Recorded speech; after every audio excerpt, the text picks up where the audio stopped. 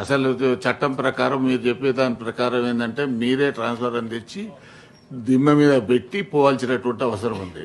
కాలిపోతే కూడా ఫోన్ చేస్తే మీరే వచ్చి ట్రాన్స్ఫారం తీసుకుపోయి మళ్ళీ ట్రాన్స్ఫారం పెట్టాలి. కానీ ప్రాక్టికల్గా ఇవన్నీ ఇంప్లిమెంటేషన్లో జరగడం లేదు. ఇది వాస్తవం.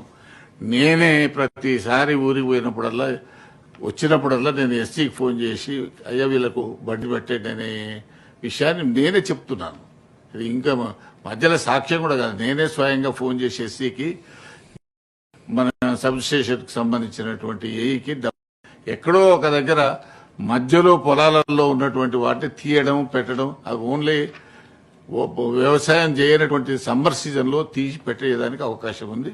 గతంలో కూడా ఒకసారి పెద్ద మ్యాసివ్ వీటి మీద అది కూడా తీసుకున్నారు. కాబట్టి అటువంటిది ఏదైనా తీసుకోండి. కానీ ఇంత మీరు చెప్పినంత స్మూత్ గా గ్రౌండ్ లెవెల్లో లేదు. ఇది వాస్తవమైనటువంటిది.